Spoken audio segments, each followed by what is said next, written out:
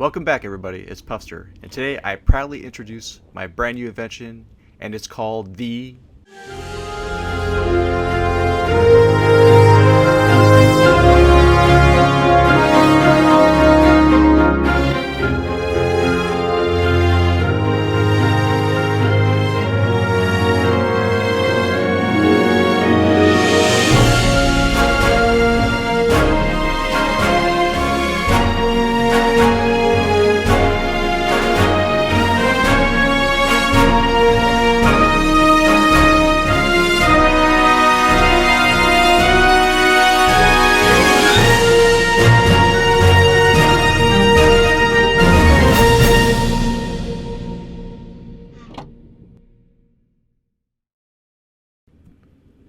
Okay, this is how it works.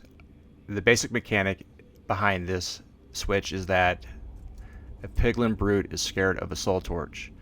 So if you notice, I have a little area where he's contained, and for clarity reasons I use a wooden pressure plate. So as it stands, since he's afraid of the torch, he's going to stay all the way back here, away from the pressure plate, which thereby won't be activated. To get him in here, I use a trapdoor, and I just basically aggro the piglin brute. He'll come up the stairs. Of course, I go up first, and then I stand like over here. He'll come up, run in, and fall into the pit. Okay, once that's done, you can remove the unnecessary blocks, like so. And what you have now is the actual switch, the whole entire thing. This actually is something that you would want to activate. It could be anything. It could be anything. It could be a secret door, just like in my little theatrical intro. It can be. It could power anything you want. So let me show you how you activate the switch.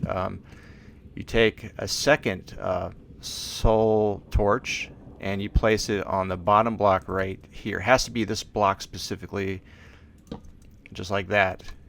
And then he'll run over, even with the soul torch right here, he'll run over and stand on the pressure plate. He'll activate the switch, and in this case he'll turn on the redstone lamp. A couple things that to keep in mind.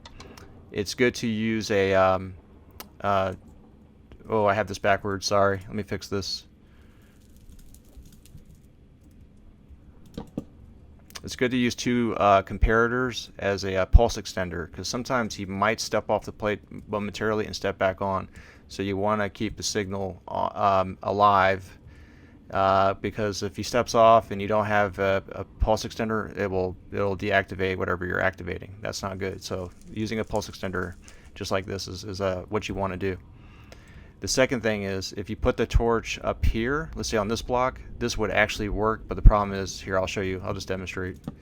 If you put the torch right here, you'll notice the piglin will run back and forth. He'll just keep running back and forth, back and forth. I don't know why, I have no idea, but that's just something that you don't want to happen. So by preventing that, this is the sweet spot. You must place it right here. And the last thing is, before I forget, you want to keep an airspace.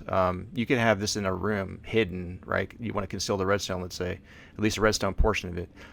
Whatever you do, do not cover him up. Do not put blocks here, whatever. You want to keep a couple of blocks, at least airspace above this contraption, just like so. The reason it being is that I've noticed that if there are blocks covering the area above him, it messes up his ability to sense the torch locations, and that will make your switch basically inadequate.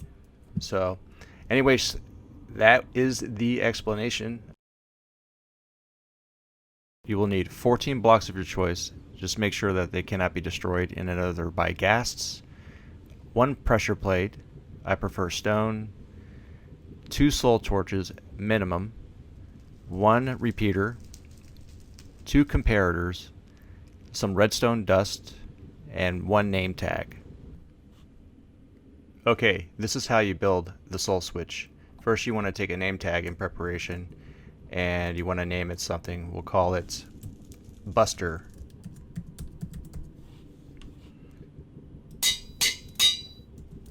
we will use this to name tag the piglin once you catch it. So to begin, take 2 blocks, place them down, take a pressure plate, place it right there. For clarity, just for visual reasons, I'm going to use a wooden pressure plate. Now you want to build the chamber. So just encase the platform like this. You can take off the edge pieces, it doesn't matter. Really, you can leave them on or take them off. And then you want to build this up just one more. Oops, not there. Okay, so now it's 2 blocks tall, which will prevent the piglin from escaping, the piglin brute, excuse me. Now you're going to catch your piglin brute, but just for time's sake, I'm going to spawn one. Okay, so we have the piglin brute inside of the pit. Next thing you want to do is you want to place a torch right here to scare him away from the pressure plate. Next, you want to take a redstone repeater and you want to point it out from the block that has the pressure plate. That will pull a signal once the piglin steps on it. You want to come out at least one with redstone dust. You want to create a pulse extender. So place down a comparator facing outwards like that. Place another one next to it, either on this side or this side, doesn't matter. Like that. Then you want to finish it up, and then, oops, you don't want to do that. And you want to bring the signal out just a little bit. Let's extend this outward.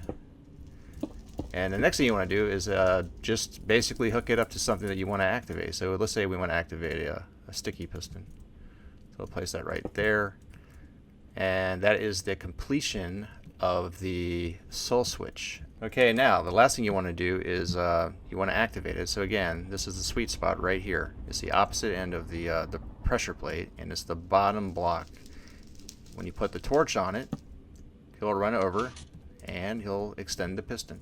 Also, I want to note that you could make a wall like this.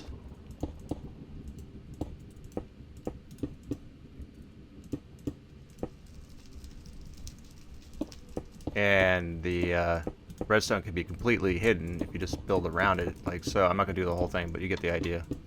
So you can have this whole thing basically concealed. And you could have, like, let's say a door, a secret door that opens up right here, leads you into a room. Anyways, thank you guys, and I appreciate you coming by and checking it out. I'll see you later. Bye-bye.